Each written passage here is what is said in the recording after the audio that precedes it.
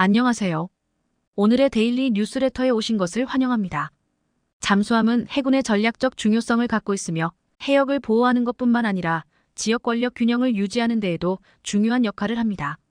이들은 강력한 해양 전투 능력을 제공함으로써 해군 간의 균형을 조절할 수 있으며 해양 군대 규모가 작은 국가들이 더 큰 적에 맞서거나 방어할 수 있도록 합니다. 잠수함은 다양한 임무를 수행할 수 있으며 방갑함 대응, 정찰, 대잠함 활동 및 특수 작전 수행 등이 포함됩니다. 그들은 정보 수집, 적의 활동 감시 또는 수중 및 표면 목표에 대한 갑작스러운 공격과 같은 작전을 수행하기 위해 은밀하게 배치될 수 있습니다. 한국 해군의 전략적 해양 정책에서 잠수함은 지역적 위협, 특히 북한 및 중국의 군사적 성장으로부터의 방어 및 위협 방지 능력을 향상하는 핵심적인 역할을 합니다. 한국은 자신의 전략적 해양 능력을 향상시키기 위해 장보고 잠수함 프로그램을 개발해왔습니다. 한국, 북한, 중국 및 일본의 잠수함을 비교하면 기술, 수량 및 전투 능력 면에서 상당한 차이가 있음을 알 수 있습니다. 중국과 일본은 대규모의 잠수함군과 첨단 기술을 보유하고 있지만 한국과 북한은 각자의 잠수함 함대를 현대화하기 위한 노력을 기울이고 있습니다. 한국의 최신 잠수함인 장보고 3호는 해양 전략 능력을 강화하는 중요한 발전 단계입니다. 첨단 기술로 장착된 장보고 3호는 정찰부터 잠수함 및 수상함 공격까지 다양한 임무를 수행할 수 있으며 한국 해군의 종합적 위협 능력에 기여합니다. 한국 주변의 정치적 상황, 지역에서의 군사적 경쟁 및 북한으로부터의 위협은 이 나라의 해군 전략에 상당한 영향을 미칩니다. 잠수함 능력을 강화하는 것은 이 지역의 안보와 안정을 보장하기 위한 보다 큰 노력의 일환으로 여겨집니다. 현재 국제 정세는 권력과 영향력의 이동을 목격하고 있으며 국제 균형 문제는 이전보다 더 긴급하고 복잡해졌습니다. 국제관계에서 힘의 논리는 여전히 우위를 차지하고 있으며 균형은 심각하게 위협받고 있습니다. 이러한 맥락에서 군사력 구축 및 개발, 특히 잠수함력의 강화는 긴급 상황에 대비하고 즉각적으로 대응하기 위한 중요한 전략적 조치로 강조되고 있습니다. 한국과 일본은 협력과 경쟁 사이에 복잡한 관계를 가진 이웃 국가로 특히 지역 안보 분야에서 잠수함력의 발전을 중요시하고 있습니다. 이는 해양 안보를 보호하기 위한 요구뿐만 아니라 국가의 전략적 이익을 보호하기 위한 전략적 방어 전략에서 명확하게 나타납니다. 한국은 장보고 3KSS 2급 잠수함 프로그램을 통해 수준 높은 해양 방어 능력을 강화하는 데 대한 그녀의 의지를 입증해 왔습니다. 장보고 3KSS2 잠수함은 도산 안창호와 비교하여 크기와 중량이 크며 개선된 탐지 및 대응 능력을 갖춘 전투 시스템으로 장착되어 있습니다. 제2함인 장보고 3KSS2는 2029년에 준공될 예정이며 2031년에 완공되어 해군에 인도될 예정입니다. 장보고 3KSS2 잠수함은 기체 푸시 및 리튬이온 배터리 시스템을 결합하여 일반적인 잠수함 중 가장 긴 러닝 타임을 가집니다. 또한 장보고 3배치1과 비교하여 이미 우리 잠수함 능력의 핵심으로 자리 잡았던 크기만 커지는 것뿐만 아니라 수직 발사관 등 무기의 적재량도 증가했습니다. HANWHA 오션은 장보고 3KSS2의 세 번째 잠수함 건조 계약을 수주한 기업입니다. 그는 장보고 3KSS2 잠수함의 성능이 이미 1번과 2번 잠수함을 통해 확인되었다면 세 번째 잠수함 건조도 가능할 것이라고 설명했습니다. 한국 해군이 최초로 운용하는 두 번째 잠수함이 성공적으로 운용되면 국외 수출이 가능할 것입니다. 한국의 잠수함 기술 발전 역사는 군사 능력을 강화하고 국제적 위치를 확고히 하는 이 나라의 강력한 의지를 반영하는 인상적인 여정입니다. 처음에는 독일로부터 504급 잠수함을 수입하고 운용하는 것으로 시작하여 한국은 외국 기술을 사용하는 데 그치지 않고 국내 국방 산업을 발전시키기 위한 목표를 세웠습니다. 이러한 중요한 변화는 한국이 독립적인 잠수함 프로젝트의 연구 및 개발에 투자하기로 결정함으로써 시작되었습니다. 한국과 이탈리아의 협력 프로젝트인 카즈모스는 한국이 국제 파트너와 지식과 기술을 결합하여 자국의 특정 요구와 조건에 부합하는 제품을 개발하기 위한 결의를 보여주는 전형적인 사례입니다. 이 프로젝트는 한국이 선진 기술에 접근하는 것뿐만 아니라 고유한 기술 솔루션을 맞춤화하고 통합할 수 있도록 허용했습니다. 또한 독일과의 달펀 프로젝트에 참여하는 것도 중요한 발걸음이었습니다. 이를 통해 한국은 선진 잠수함 기술을 습득하고 적용하여 국내 잠수함 설계 및 제조 능력을 강화할 수 있었습니다. 이 프로젝트는 새로운 기술을 배우고 적용하는 기회일 뿐만 아니라 해외 공급에 대한 의존도를 줄이고 자체적으로 잠수함을 생산 및 유지 보수하는 능력을 확보하는 것을 가능하게 했습니다. 이러한 노력들은 한국의 잠수함 산업이 상당한 성과를 거두게 되었습니다. 한국이 잠수함을 자체 개발하고 생산함으로써 국방 능력을 강화할 뿐만 아니라 글로벌 국방 시장에서의 입지를 높일 수 있었습니다. 잠수함 기술에서의 혁신과 자주성은 대규모 프로젝트뿐만 아니라 보안 문제에 대응하기 위해 계속해서 무기, 전자 및 전투 시스템을 개선하고 업그레이드함으로써 나타났습니다. 한국은 도산 안창호 및 선원일 잠수함 계열을 개발하는 데 성공한 데 이어 장보고 3KSSE 잠수함 계열을 선보이며 해양 국방 기술에서 중요한 발전을 이룩했습니다. 이는 국방 산업에서의 자주성뿐만 아니라 한국의 기술 능력과 혁신을 증명하는 상징적인 존재입니다. 장보고 3KSSE 잠수함 계열은 최첨단 AIP 기술을 적용하여 수중에서 공기를 공급받지 않고도 장기간 작전이 가능하며 이로써 잠입 능력과 전투 환경에서의 생존 능력을 크게 향상시켰습니다. 뿐만 아니라 SLBM 및 SUNAK 및 HY-UNMO 순항미사일과 같은 전략 무기를 수중에서 발사할 수 있는 능력은 공격력을 증강시키고 한국 해군의 위협력을 높였습니다. 이러한 발전을 통해 한국 잠수함은 전통적인 정찰 및 잠수함 대응 작전뿐만 아니라 전략적 공격 작전을 수행할 수 있게 되어 지역 안보와 권력 균형에 기여하고 있습니다. 앞으로 잠수함을 업그레이드하여 대량 파괴 및 순항 미사일 발사 능력을 갖추는 HY-UNMO3 프로젝트와 같은 강력한 능력을 갖추는 것이 주요한 우선순위가 될 것입니다. 이러한 발전은 한국의 국방기술 분야에서의 입지를 강화할 뿐만 아니라 점점 더 복잡해지는 정치적 상황에서 국가 안보와 지역 안정을 보장하는 견고한 방어 체계를 구축할 것입니다. 그러나 한국이 원자력 잠수함을 보유하는 것은 아직 멀리 떨어진 일입니다. 원자력 잠수함에 대한 잘못된 인식은 군사기술에 대한 이해를 흐리게 만들 뿐만 아니라 국방 개발 전략에도 영향을 미칩니다. 원자력 잠수함은 원자로 반응해서 에너지를 공급받는 엔진으로 인해 디젤 잠수함보다 훨씬 더 오랜 시간 수중에서 운영될 수 있으며 AIP 시스템이 장착된 잠수함과도 비교될 수 있습니다. 대한민국의 도산 안창호급 디젤 잠수함은 AIP 시스템으로 상당한 향상을 이루었지만 원자력 잠수함과는 비교할 수 없을 만큼 오랜 시간 수중에서 연속 작전을 수행할 수 없습니다. 이러한 제한은 장기 및 복잡한 임무에서의 전략적 기능과 유연성에 영향을 미칩니다. 현재 정치적 상황에서 북한의 도발적 행동과 중국으로부터 지역에서의 권력, 경쟁이 증가함에 따라 대한민국 사회는 전반적으로 원자력 잠수함 개발을 지지합니다. 이 지지는 국가 안보를 유지하는 것뿐만 아니라 지역의 균형과 안정을 유지하고자 하는 욕구를 반영합니다. 북한은 핵무기 개발과 전술적 공격 능력을 갖추고 있으며 이는 대한민국이 수중 군사 능력을 개선하고 개발해야 하는 필요성에 주된 이유 중 하나입니다. 원자력 잠수함은 비밀작전 및 장기 운용 능력을 제공하여 대한민국이 위협에 대응하고 위협을 억제하는 전략적 이점을 제공합니다.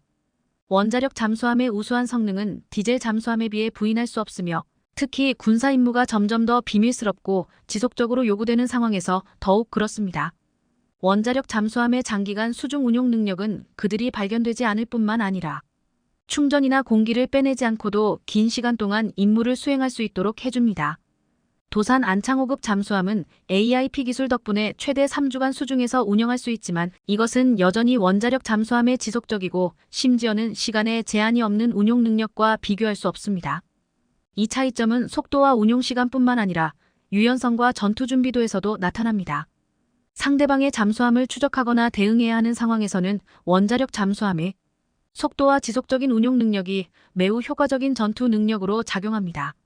원자력 잠수함은 높은 속도를 유지하고 장기간 유지할 수 있어 바다에서 우위를 확보하는 데 있어 핵심적인 요소입니다. 한국은 첨단 잠수함 기술을 보유하여 해군 능력을 발전시키는 데 대한 능력과 결의를 증명했습니다. 도산 안창호급 및 장보고 3KSSE 잠수함이 상당한 성과를 거두었지만 한국은 여전히 원자력 기술을 잠수함 능력에 적용할 기회를 찾고 있습니다. 이 목표는 전략적 능력을 강화하는 것뿐만 아니라 국가가 자위하고 지역 안정을 유지할 수 있도록 보장하는 데 있습니다. 특히 군사 및 정치적 긴장 상황이 더욱 고조되고 있는 상황에서 그렇습니다. 방위사업청이 발주한 1조 원대 잠수함인 장보고 3번 함 입찰에서 한화오션이 우선 협상 대상자로 선정됐습니다. 현재 대대적인 잠수함 프로젝트를 추진 중인 캐나다, 폴란드 등이 모두 3600T급 잠수함의 성능을 원하고 있어 하나오션이 1조 원대에 달하는 잠수함 건조를 마무리하면 이들 나라를 대상으로 하는 해외 수출에도 청신호가 켜질 것으로 기대되고 있는데요. 여기에 때 맞춰 폴란드의 대표적인 군사 매체가 하나오션의 잠수함에 대해 집중 탐구 기사를 게재해 대한민국의 잠수함 건조 기술에 대해 세계가 주목하고 있습니다. 오늘 이 시간에는 3000T급 장보고3 잠수함은 무엇이 다르며 글로벌 시장에서 이 잠수함 건조가 갖는 의미는 무엇인지, 또 폴란드 군사 매체가 한국의 잠수함 건조 기술에 대해 어떻게 평가했는가 등에 대해 자세히 전해드리겠습니다.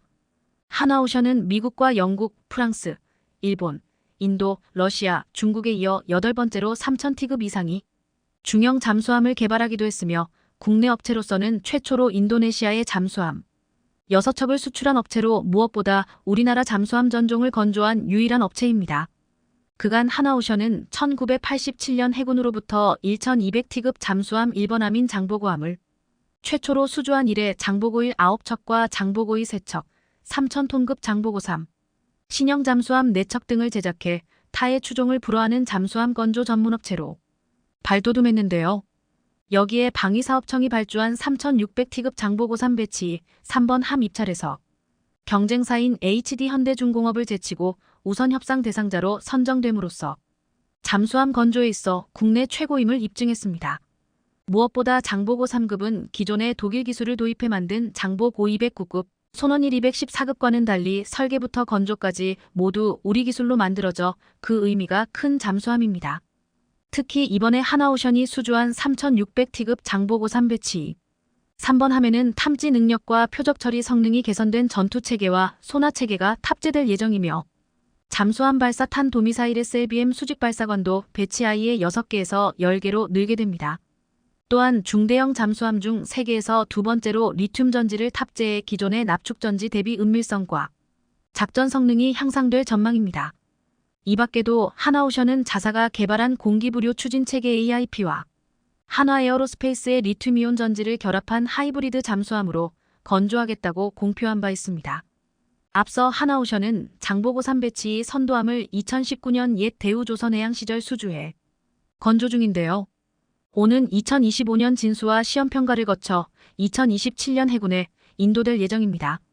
이후 이번 함도 하나오션이 건조 후 인도할 예정인데 이번에 장보고 3 배치 3번함까지 수주함으로써 명실공히 한국방사청이 발주한 잠수함 총 24척 중 17척을 수주해 한국 최고의 잠수함 건조 회사로서의 입지를 탄탄히 했습니다. 세계는 지금 잠수함 도입에 열을 올리고 있습니다. 폴란드, 캐나다, 필리핀 등이 잠수함 프로젝트를 통해 최신의 잠수함을 도입하려 하고 있는데요. 여기에 하나오션의 이번 수주가 상당히 긍정적인 영향을 미칠 것으로 기대됩니다. 특히 캐나다 해군은 약 60조 원을 들여 12척의 잠수함을 발주할 예정인데요. 60조 원은 유지보수까지 포함한 규모로 한 척당 건조 비용은 2조 원가량으로 추정됩니다. 캐나다 잠수함 사업은 이르면 2026년 계약자를 선정할 것으로 예상됩니다. 또 폴란드는 잠수함 3척을 발주하는데 건조 비용은 4조 원가량으로 추정되고 있습니다. 캐나다와 폴란드 모두 SLBM 발사관을 원하고 있어 장보고 3 배치 2의 기술력을 바탕으로 한 하나오션의 기술력이 두 나라의 잠수함 수주 가능성을 밝게 해주고 있습니다. 육상에서는 K9자주포, K2 전차와 다연장 로켓 천무를, 하늘에서는 차세대 전투기 KF-21을 그리고 여기에 바다에서는 첨단 시스템으로 가득 찬 3000톤급 잠수함까지 건조할 수 있게 되었다는 것은 한국이 그야말로 명실상부하게 육해공 플랫폼을 자체 능력으로 개발하고 생산할 수 있는 극소수의 나라 중 하나가 되었다는 것을 의미합니다. 한국의 이러한 능력은 해외에서 이미 뜨거운 반응을 얻고 있습니다. 이러한 반응은 최근 폴란드 군사 전문 매체 디펜스24의 보도 내용으로 확인됩니다. 디펜스24는 11월 30일 폴란드가 대한민국이 만든 최첨단 디젤 전기형 잠수함인 KSS 3형 도산 안창호급 도입에 매우 호의적이라고 설명하면서 다음과 같이 하나오션의 잠수함을 소개했습니다. 대한민국의 하나오션은 오르카 프로그램의 일환으로 자사가 개발한 KSS-3 잠수함을 폴란드 해군에 제공하고 있다. 경쟁사들과 비교했을 때 KSS-3형 도산 안창호급은 수직 발사 순항 미사일과 통합된 무장과 AIP 드라이브 공기 부료 체계 및 리튬 이온 배터리로 지원되는 수중 지원 체계가 가장 눈에 띄는 장점이다. 얼마 전 하나오션이 폴란드에서 개최한 하나오션의 방산 무기를 소개하는 자리는 주제 발표 외에도 3시간이나 질의응답이 이뤄졌을 정도로 폴란드 전문가들의 한국 방산에 대한 뜨거운 관심을 확인시켜주는 시간이었다. 하나오션은 폴란드가 KSS 사명 도산 안창호급을 운용하면 폴란드는 표준 잠수함 임무를 수행할 수 있는 능력을 확보할 수 있을 뿐만 아니라 순항미사일 발사 능력 덕분에 수중 억제 시스템까지도 구축할 수 있다고 강조했다. 한국인들은 이는 의심할 여지 없이 발틱해의 안보를 강화할 것이라고 강조했다. 하나오션은 이미 잠수함 건조 경험이 풍부하다. 한화는 1983년부터 독일 TKMS와 협력하여 배수량 209톤의 KSS-1을 건조하였고 이후 1830톤의 KSS-3 손원 1급 잠수함 214척을 건조했다. 이 두 가지 프로그램을 통해 습득한 기술을 통해 한국인들은 자체 설계를 할 정도로 발전했고 이후 도산 안창호급 KSS-3 잠수함이 만들어졌다. 폴란드에 제공되는 것은 바로 이 KSS-3이며 하나오션이 폴란드에 제안한 KSS-3 잠수함은 세 가지 매우 중요한 장점이 있다. 첫째, 재래식 디젤 잠수함들 중 가장 오랜 잠항 시간을 가능하게 해주는 공기부료 추진체계 AP 보유 및 리튬이온 전지가 탑재되어 있다. 한화는 리튬이온 전지 탑재를 통해 재래식 잠수함의 새로운 기준을 세웠다고 설명한다. 표준 납축 전지의 경우 약 2000회의 충전 주기를 수행할 수 있지만 리튬이온 배터리의 경우 이러한 주기가 2배가 될 수 있기 때문이다. 둘째, KSS-3의 두 번째 장점은 수직 발사대를 통해 발사되는 잠수함 발탄 도미사일과 같은 강력한 무기 시스템이 탑재되어 있다. 셋째, 장기적 관점에서 폴란드가 독자적으로 잠수함 운용을 할 수 있도록 도와주는 MRO 센터의 건립을 약속했다. 중요한 것은 한국이 제안한 프로그램에는 폴란드의 현대식 잠수함뿐만 아니라 포괄적인 승무원 훈련도 제공된다는 점이다. 이 프로그램은 4단계 프로그램으로 구성되며 기본 잠수함 작전 과정, 장비 사용 훈련, 시뮬레이터 활용 전술 훈련, 해상 선박 탑승 훈련 등이 포함된다. 또한 한국 잠수함은 NATO 해군과도 호환된다는 점도 커다란 장점이다. 이 같은 폴란드 매체 디펜스24의 기사에 대해 네티즌들의 댓글들을 보면 대한민국이 지금까지 폴란드의 K고 썬더, KE 흑표, FA50GF 등을 제시한 기간 안에 정확하게 인도한 것에 깊은 인상을 받았다. 한국의 FA50GF는 저렴한 비용을 F-16CD의 임무를 7080%를 소화해줄 수 있는 가성비 높은 전투기였다는 등의 호의적인 댓글들이 눈에 띄었습니다. 이처럼 대한민국이 수출한 방산 무기들이 폴란드에 스며들어 높은 신뢰를 받음으로써 하나오션의 잠수함 KSS-3 안창호급에 대해서도 긍정적인 영향을 미치는 등 선순환 효과를 얻고 있는 것 같은데요.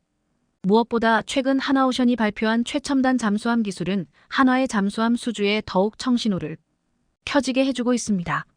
최근 하나오션은 국방기술진흥연구소와 잠수함용 신형 소자, 장비 설계 기술에 대한 연구개발, 용역 계약을 체결했다고 밝혔는데요. 소자는 잠수함에서 발생하는 자기를 줄여 적에게 탐지되는 것을 회피하기 위한 장비입니다. 하나오션은 이번 계약에 따라 2028년 5월까지 연구를 진행하고 시제를 제작해 성능을 검증할 예정인데요. 특히 여기에서 주목할 점은 소자 코일과 제어기, 전원 공급기, 자기 센서 설계 기술 등을 개발해 하나오션이 건조하는 잠수함의 스텔스 기능을 강화할 기술이 될 것이란 내용입니다. 하나오션은 지난달 국방과학연구소의 무인 잠수정용 에너지원 시스템 사업이 우선 협상 대상자로 선정된 바 있는데요. 이것은 다목적 모듈형 무인 잠수정에 적용될 수소 연료전지 체계를 개발하는 프로젝트였습니다. 그런데 이번에는 또 모든 적의 탐지를 피하는 잠수함 기술을 개발함으로써 한국 잠수함 수출의 전망을 밝게 하고 있습니다. 이러한 초격차 방산 기술력이야말로 한국 방산업체들의 경쟁력인데요. 히트작인 K고 자주포와 KE 전차 수출에 이어 폴란드, 캐나다, 필리핀 등의 잠수함 수주 사업에서 한국 방산이 최신의 잠수함 수주로 또 한 번 잭팟을 터뜨릴 수 있을지 주목됩니다. KE 전차가 바르샤바 퍼레이드의 스타입니다. 에이브람스가 아니라 한국의 KE 전차가 세계에서 가장 비싼 탱크입니다. 폴란드 매체 DGIENNIK, 폴란드 매체 지에닉은 이번 폴란드 육군이날 퍼레이드에서 KE 전차를 집중 조명했습니다. KE 전차는 2014년부터 대한민국 육군에서 운용하고 있으며 일본의 십식 전차를 제외하고 21세기에 설계된 유일한 전차라고 말했습니다. 그러면서 미국의 에이브람스 전차보다 무게가 가볍기 때문에 폴란드 북동부에서 작전하기가 적합하다고 했습니다. 또한 1500마력 디젤 엔진을 장착한 K는 적의 장갑 관통 미사일의 유도를 방해하는 소프트킬 능동 보호 시스템과 미사일 위협에 대응하는 하드킬 시스템도 장착할 수 있다고 말했습니다. 이러한 시스템을 가지는 K 전차는 가장 최신식 전차로 미국의 명품 전차라 불리는 에이브람스보다 가격이 비싼 탱크라고 높게 평가했습니다. 폴란드 매체 디펜스24는 이번 퍼레이드에 총 14대의 K 전차가 등장했다고 전했습니다. 이 14대의 장비는 바르토자이스 BARTOSGYC의 제20 기계화 여단에서 가져왔는데 이 부대는 대한민국에서 인도받은 전차로 재무장한 최초의 부대라고 말했습니다. 현재까지 28대가 이미 폴란드에 도착했고 2025년까지 180대의 전차가 인도될 예정입니다. 이탈리아 매체 노티지의 다이스트는 이탈리아가 폴란드군의 기갑 전력에 무릎을 꿇었다며 이탈리아는 열악한 상황에 대해서 성토했습니다. 이탈리아는 2015년에 레오파드 1을 현대화하는 계약을 체결하고 올해 말까지 총 142대의 전차가 업그레이드될 예정이었지만 현재까지 24대만 개량되었다고 했습니다. 현재 이탈리아는 200대의 자국산 아리에테 전차를 보유하고 있는데 이 중에 50대만 가동이 가능한 상태입니다.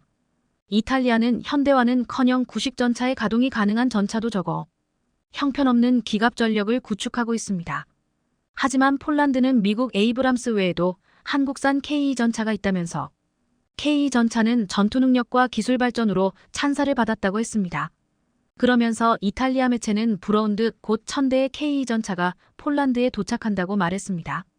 폴란드는 이번 퍼레이드에 이탈리아와 스페인에게 보란듯이 14대의 K 전차를 등장시켰습니다. 폴란드는 K 전차의 현지 수출형 모델인 KPL 기반의 차세대 전차 개발 사업에 이탈리아와 스페인에게 공동 개발을 제안한 상태입니다. 이미 이탈리아는 제안을 수락한 상태로 확인되었고 스페인은 답변을 기다리는 중으로 알려져 있습니다. 유럽의 차세대 전차 개발에 독일과 프랑스가 완력 다툼을 하고 있는 사이 폴란드와 함께 이탈리아와 스페인은 이 개발에서 제외되자 2년 전부터 반독일 전선을 구축해왔습니다. 업계 관계자는 폴란드 수출형 모델인 KPL이 차세대 전차 사업을 진행하고 있는 이탈리아와 스페인이 투입될 가능성이 높다며 K를 기반으로 한 차기 전차가 개발된다면 현대로템의 호재로 작용할 전망이라고 말하기도 했습니다. 최근 유럽에서 방산 시장을 독식하려는 독일과 프랑스는 한국을 극도로 경계하고 있습니다. 이번에 폴란드 퍼레이드의 마지막을 K구자주포가 장식했는데 프랑스는 최근 루마니아가 K구자주포 도입을 하는 것에 대한 노골적인 불만을 표출했습니다. 지난 10일 디펜스 루마니아는 프랑스 군사 전문 언론이 루마니아 자주포 구매 사업에 K구자주포 말고도 프랑스 카이사르 자주포가 더 매력적이었을 것이라고 지적했다고 했습니다. 루마니아는 K구자주포 90문을 1조 5천억 원에 구입한다고 보도되었는데 프랑스는 원래 루마니아는 프랑스산을 샀어야 한다고 주장하고 있는 것입니다. 프랑스는 한국산과 같이 카이사르 자주포를 단 14개월 만에 인도할 수 있다고 했고 또한 프랑스군이 최근 에이글 임무의 일환으로 이미 4대의 카이사르 자주포를 루마니아에 파견했다고 했습니다. 그런데 루마니아 국방부는 자주포를 카이사르가 쓰는 차륜형이 아닌 궤도형 자주포라고 못 박으면서 카이사르를 완전히 배제했습니다. 루마니아의 이러한 결정이 프랑스에게는 아쉽겠지만 일각에서 루마니아는 처음부터 K구자주포를 구매하려 했고 카이사르는 안중에 없었다고 했습니다. 과거 K구자주포와 카이사르 자주포를 비교하는 영상이 큰 화제가 되었는데 카이사르가 어렵게 한 발 쏠 동안 K구자주포는 3발을 쏘고 이미 화면에서 사라졌습니다. 이 영상을 보고 해외 네티즌들은 K구자주포는 짐승이라면서 한 해외 네티즌은 21세기 자주포 2종의 준비태세 속도를 비교한 매우 흥미로운 영상이라고 말했습니다. 그런데 놀라운 것은 한 해외 네티즌이 영상을 보고 이런 댓글을 달았다는 것입니다. 인도 파키스탄 분쟁 시 인도 K9 10기, 파키스탄 40기 이상 카이사르 차륜형 자주포, 인도 무패, 파키스탄 36패, 인도는 그 후 100대 이상의 K9를 주문했습니다. 이 글은 확인된 사실이 아니라 농담에 가까웠지만 실제로 교전이 벌어졌고 인도가 가진 K구자주포가 엄청난 위력을 낸 것은 분명했습니다. 이번 폴란드 군사 퍼레이드가 끝나고 유럽 각국의 보도와 반응이 전혀 달랐습니다. 이 중에 한국 방산의 유럽 시장 진입을 견제하는 독일과 한국의 방산 수출을 부러워하는 일본은 자국 보도에 한국산 전차와 자주포 영상이나 사진을 게재하지 않았고 독일산 레오파드 전차만 보여줬습니다. 또한 이번에 폴란드가 군사 퍼레이드를 한 가장 큰 목적이 적국 러시아를 보라고 한 것이었는데 러시아 언론이 퍼레이드하기 전 K 전차에 대한 보도를 내놔서 주목받았습니다. 러시아 매체 누는 지난 13일 폴란드는 한국산 K 탱크를 살 것입니다. 이것이 미국인을 놀라게 하는 이유라는 제목의 기사를 보도했습니다. 이 매체는 밀리터리 위치 미국판이 폴란드 지도부가 한국의 K 전차를 얻기 위해서 노후화된 전차를 일부러 폐기하려고 우크라이나에 넘기고 있다고 보도했다고 했습니다. 그러면서 K 전차의 성능을 나열하면서 굉장하다는 듯 말하면서도 미국의 군사 전문가가 다니엘 구르가 나토 동맹국의 장비와 호환되지 않는 한국 전차의 구매가 나토의 심각한 문제를 야기한다고 말했다고 전했습니다. 나토 전투 시스템의 상호작용법을 개발해야 한다고 했다는 것입니다. 아시다시피 한국산 K 전차는 나토와 호환이 가능하면서 가격도 저렴하고 최단기에 수입이 가능해서 유명해졌습니다. 이에 폴란드가 대거 도입하고 이를 이탈리아와 스페인을 비롯해 유럽 국가들에게 수출할 계획까지 세우고 있습니다. 지난 4월 동아시아 안보 전문가 A.B. 에이브럼스가 미국 외교 전문지 더 디플로맷에 한국 방위산업에 의한 나토 무장은 러시아엔 끔찍한 전망이라는 제목의 기고문에서 이렇게 말했습니다. 한국의 육상장비 생산은 나토군 호환 장비를 생산하는 국가 중 가장 건실하다. 한국의 주력 전차인 K 전차는 러시아와 나토 간 육상 전력의 균형을 무너뜨릴 게임 체인저가 될 것이다. 지금 러시아는 이러한 사실을 알면서도 한국산 전차가 마치 나토와 호환이 안 되는 것처럼 호도하는 있는 것으로 보이고 있습니다. 일각에서는 그만큼 1000대를 도입한다는 폴란드나 이를 통해 유럽 국가들에게 수출된다는 소식이 러시아에겐 큰 두려움으로 여겨지고 있다고 했습니다. 이번 폴란드 군사 퍼레이드에는 한국산 기관 무기들 뿐만 아니라 유럽의 하늘에 최초로 한국산 경전투기 FA-52선을 보였습니다. FA-50은 그동안 미국, 프랑스, 이탈리아 등 선진 항공업체의 전유물이었던 유럽 항공시장에 국산 항공기를 존재감을 알리는 계기가 되었다고 평가하고 있습니다. 한국은 지금 미해 공군 고등훈련기 사업에 FA-50을 최대 600대 수출하기 위해 민관군 원팀을 만들었고 이를 포함해 유럽과 전 세계 시장에 1000대 수출을 목표로 하고 있습니다. 한국은 가장 빠른 납기, 합리적인 가격 외에도 현지화 개량 및 현지 생산을 내걸고 있습니다. 에이전시 파트너스의 방위 항공우주 분석가인 사시 투사는 폴란드를 시작으로 유럽에서 한국산 무기가 앞으로 잘 팔릴 수밖에 없는 이유를 이렇게 말했습니다. 유럽 국가들은 폴란드가 체결한 것과 같은 공동생산 협정, 즉 일자리를 창출하고 산업을 활성화할 수 있는 협정을 한국과 체결하기를 원할 것이다. 대한민국 방산, K방산이 세계로 뻗어나가고 있습니다. 성능 대비 경쟁력 있는 가격에 빠른 납기까지 갖추면서 메이드 인 코리아 무기가 여러 국가들로부터 선택받고 있습니다. 17일부터 진행된 서울 ADEX 2023에서는 국내 방산업체의 최첨단 신기술들의 향연이 이어지고 있습니다.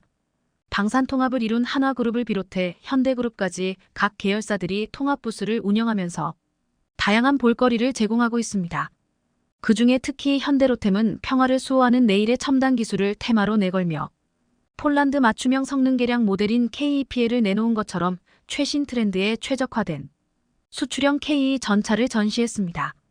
또 차륜형 장갑차 차세대 K3 전차 등 미래 신제품을 공개하고 민군을 아우르는 무인체계 비전을 제시했습니다. 특히 이번에 선보인 차세대 전차 모델에서 놀랄만한 기술이 들어가 화제가 되고 있는데요. 어떤 신기술들이 소개되었는지 자세히 알아보겠습니다. 최근 몇 주간은 이스라엘과 하마스의 전쟁으로 전 세계가 혼란스럽습니다. 로이터 통신 등 외신의 16일 보도에 따르면 이스라엘군의 전차와 병력이 가자지구 국경 인근으로 속속 집결하기 시작했습니다. 앞서 이스라엘은 가자지구 주민 230만 명 중 절반에 해당하는 110만 명에게 13일 0시 기준으로 24시간 내 남쪽으로 대피하라고 통보하며 대규모 보복 침공을 예고했습니다. 대규모 전차 부대가 등장한 지역은 가자지구 국경 인근의 비에리 키부츠입니다. 그런데 국경 인근에 집결한 이스라엘군 메르카바 주력 전차 일부가 철창으로 만든 지붕 모양의 추가 장갑을 포탑 위에 달고 나와 눈길을 끌고 있습니다. 16일 미국 군사 전문 매체 워존에 따르면 메르카바 전차가 이른바 코프 케이지 형태의 추가 장갑을 탑재한 모습이 포착된 건 이번이 처음입니다. 이 매체는 이런 방어 스크린이 달린 모습이 목격된 건 모두 트로피 능동 방호 체계 APS가 탑재된 최신 모델들이라고 전했습니다. 트로피 APS는 레이더에 적이 발사한 미사일이나 로켓 등이 탐지되면 작은 발사체를 쏴서 격추하는 방식의 전차 방호 체계입니다. 다만 이 장비는 높은 곳에서 아래로 내리꽂히는 형태의 공격에는 상대적으로 취약할 수 있는 것으로 알려졌는데 이 점이 지붕 모양의 추가 장갑을 덧붙인 배경일 수 있다고 워존은 추측했습니다. 닭장을 연상시키는 우스꽝스러운 모습에도 불구하고 이런 형태의 장갑은 팔레스타인 무장정파 하마스의 공격에서 전차 승무원들을 지키는데 큰 도움이 될 수 있어서입니다. 하마스는 민수용 드론을 이용해 급조 폭발물 IED를 떨어뜨리는 방식으로 이스라엘군 전차와 군용 차량을 공격한 적이 있는데 철창 지붕은 이런 공격의 효과를 크게 감소시킵니다. 이스라엘군이 이달 7일 이스라엘을 기습 공격해 1,500명이 넘는 사망자를 낸 하마스의 본거지인 가자 지구에 조만간 지상군을 투입해 시가전이 벌어질 것이란 전망이 현실화한다면 철창 지붕의 효용은 커질 것으로 보입니다.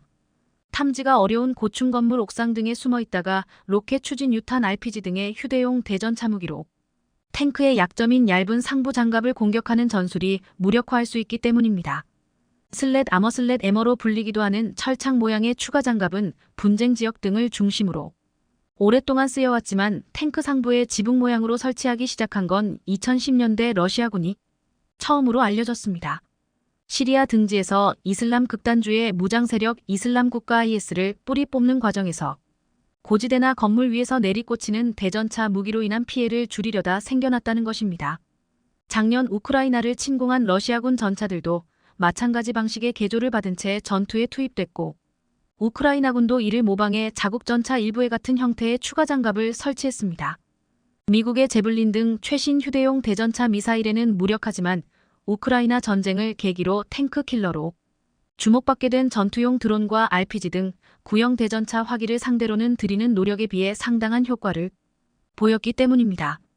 철창 지붕형 추가 장갑은 전차 무게를 늘리고 멀리서도 적에게 탐지되기 쉽게 한다는 등의 단점이 있지만 제한된 구역에서의 시가전이 중심이 될 가자지구 지상전에선 큰 문제가 되지 않을 전망입니다. 이렇게 이스라엘이 지상전 준비를 시작하면서 다시 한번 전장에서 전차가 주목받고 있는데요. 그런데 이번에 서울 ADEX 2023에서 한국이 선보인 차세대 전차 K3에 놀랄만한 첨단 신기술들이 적용되면서 화제가 되고 있습니다. 현대로템이 이번 ADEX 2023에서 평화를 수호하는 내일의 첨단 기술을 테마로 미래 시장을 공략할 첨단 기술력을 선보였습니다. 현대로템의 전시 부스에서는 미래전을 대비할 각종 신제품과 유무인 복합체계 MUMT 구축에 최적화된 제품 등을 만나볼 수 있었습니다. 현대로템은 현대위아 등과 함께 현대자동차 그룹 계열사와 통합전시관을 유기적으로 구축하는 등 관람객을 맞이했습니다. 구체적으로는 1층 177평, 2층 60평 등 전체 237평 규모의 대규모 복층 전시관이 마련됐습니다. 전시관에 들어서자 현대로템이 로봇 플랫폼 업체 레인보우 로보틱스와 개발한 다족 보행 로봇이 관람객들을 맞았습니다. 현대로템은 로보틱스, 무인체계 등 첨단 기술을 중심으로 재편 중인 미래 방산 시장에 대응할 기술 역량 강화에 속도를 내고 있습니다. 해당 로봇은 원격으로 조종 가능한 사족 보행 로봇입니다.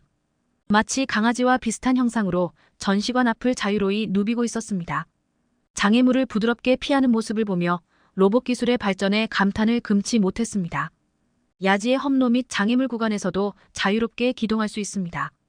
또한 목적에 따라 로봇팔, 원격 무장 통제 장치, 섬광폭 음탄 및 최루가스 살포기, 체온 측정 장치 등 다양한 임무 장비를 탈부착할 수 있어 위험한 작전에 사람을 대신해 투입돼 아군 인명을 보호할 수 있을 것입니다. 특히 이날 전시관에서는 동시에 미래에 등장할 차세대 전차의 최신 콘셉트 모델도 공개되며 크게 주목을 받았습니다. 현대로템의 차세대 전차 콘셉트 모델은 현대자동차 디자인센터와의 협업을 통해 디자인됐으며 미래 전장 환경을 고려한 스텔스 형상 구현 및 무인화, 자동화에 초점이 맞춰졌습니다.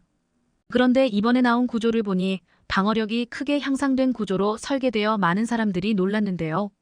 차체 및 포탑 곳곳에 벌집의 육각형 구조에서 영감을 얻은 허니콤 형상의 장갑을 적용해 튼튼하고 가벼우면서도 공간 효율성을 극대화한 디자인을 적용하는 등 생체 모방 디자인을 구현했습니다. 이는 현대로템이 개발 중인 4세대 MMC 복합 장갑으로 보이는데요.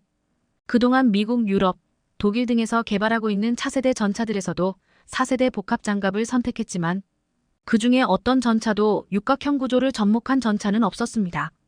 한국의 K3 전차는 왜 이러한 구조를 채택한 것일까요? 이 육각형 구조는 기하학적 구조에서 가장 안정적인 구조로 평가받고 있습니다. 꿀벌이 지은 벌집을 자세히 보면 육각형 방이 다닥다닥 붙어 있는 것을 볼 수 있습니다. 구조가 단순해 보이지만 그 내부에는 과학적 건축술이 숨어 있는데요. 수학적으로 둘레의 길이가 일정할 때 넓이가 최대가 되는 도형은 원입니다. 물론 한 개당 넓이는 원이 가장 넓겠지만 원을 여러 개 이어붙이면 사이사이에 못 쓰는 빈 공간이 생기기 때문에 효과적으로 공간을 활용할 수 없습니다. 빈틈 사이로 그만큼 균열이 생기거나 할 수 있기 때문입니다. 반면에 정육각형 모양의 구조물은 펑면에 서로 붙여놓았을 때 변이 맞닿아 있어 빈틈이 생기지 않습니다. 물론 정삼각형, 정사각형도 틈은 생기지 않지만 벽면을 이루는 재료가 많이 필요하거나 공간도 좁습니다. 또 외부의 힘이나 충격이 분산되지 않아 쉽게 비틀리거나 찌그러져 변형되기 쉽습니다. 그래서 정육각형은 힘이 쉽게 분산되는 구조여서 견고할 뿐 아니라 안정적입니다. 이러한 허니콤 구조는 우리 일상에도 많은 곳에서 사용되고 있는데요. 건축물을 지을 때뿐만 아니라 KTX 고속열차, 비행기, 경주용 자동차 등 앞부분의 충격 흡수 장치로 사용되어 큰 사고에도 피해를 최소화합니다. 그래서 이번에 현대로템이 공개한 차세대 전차 설계 구조에 많은 사람들이 관심을 갖는 것이죠. 게다가 이번에 공개된 차세대 전차 콘셉트 모델은 130대구경 활강포가 장착된 무인 포탑 적용 및 드론 탑재로 유무인 복합체계 운용 개념을 실현했습니다. 기존에 120호를 장착한 K 전차보다 큰 것으로 나타났습니다. 구경이 커진 대구경탄을 쓰는 만큼 관통력이 크게 높아질 것으로 예상됩니다. 신소재 및 첨단 기술 기반의 경량 장갑과 능동 방호 장치를 적용해 생존성을 극대화했으며 전동화 기술을 통해 정숙성을 높이고 에너지 효율성도 확보했습니다. 현장에서는 차세대 전차는 AR/VR을 통해 가상으로 탑승해 볼 수 있었습니다. K3 전차 내부는 23명의 승무원 전차장, 조종수, 포수들이 탑승하도록 캡슐형 승무원실을 갖추도록 설계됐습니다. 인구 감소와 무인화 자동화에 맞춰 운용 인원을 줄이는 것은 필수적입니다. 내부에선 실시간으로 360도 감시가 가능한 첨단 영상 장비가 들어갑니다. 이 경우 그동안 한국 전차의 고질적 문제로 지적된 차체 밖에 신체를 노출한 상태의 주행이 사라져 생존성이 크게 높일 것으로 기대됩니다.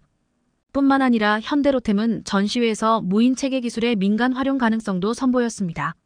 그 일환으로 현대자동차와의 협업을 통해 개발된 무인 콘셉트카 유팟 뉴 POD를 처음으로 공개했습니다. 유팟은 현대로템의 다목적 무인 차량을 플랫폼으로 만들어진 무인 전동 차량으로 다목적 무인 차량에 적용된 첨단 기술의 민수 분야 확장성을 구현한 차량입니다.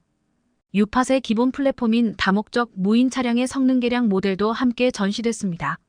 기존 모델 대비 최고 속도가 30km/h에서 50km/h로 늘어남에 따라 주행 안정성 강화를 위한 서스펜션이 추가됐으며 센서류 강화로 보다 정밀한 자율주행이 가능해졌습니다. 특히 이날 행사장에는 신규 30톤 T급 차륜형 장갑차 실물이 최초로 공개되며 관람객들의 시선을 사로잡았습니다. 지난 9월 열린 폴란드 MSPO 방산 전시회에서 축소 모형을 전시한 적은 있지만 실물을 선보이는 것은 이번이 처음입니다. 30T급 차륜형 장갑차는 외부 공격으로부터의 생존성을 중시하는 글로벌 추세에 따라 방호력 증강에 초점을 두고 현대로템이 자체 개발 중인 모델입니다. 이번에 실물로 선보인 차량에 적용된 중구경 포탑뿐만 아니라 대구경 포탑 등 다양한 무장을 탑재할 수 있으며 고성능 수상 추진 프로펠러가 장착돼 수상 운용이 가능합니다. 동시에 현대로템의 주력 제품인 K 전차의 다양한 수출형 모델들도 전시됐습니다. 수출형 K 전차는 시장에서 요구되는 성능 요건에 따라 기존 대비 더욱 강력한 성능을 확보한 것이 특징입니다. 우선 해외 수출을 가정한 성능 개량 콘셉트 모델인 KEXK, EX포트가 최초로 공개됐습니다. KEX는 디지털 기반으로 개발된 KE 전차의 확장성을 기반으로 다양한 최신 전장품 및 장치들을 추가해 기존 대비 성능이 강화됐습니다. 이를 바탕으로 한 군안전차, 개척전차, 교량전차 등도 선보였습니다. 현대로템 관계자는 이번 전시회를 통해 평화를 지킬 지상무기체계의 미래 청사진을 제시하고 시장을 선도하는 기술력과 경쟁력을 알리고자 한다며 무인화 전동화 등 첨단 기술에 기반한 미래 제품, 경쟁력을 제고하고 민군을 아우르는 사업 역량을 꾸준히 확보할 것이라고 밝혀 기대감을 증폭시키고 있습니다. 전 세계적으로 주목받는 한국산 전차의 새로운 모습들을 기대해봐도 좋을 것 같습니다.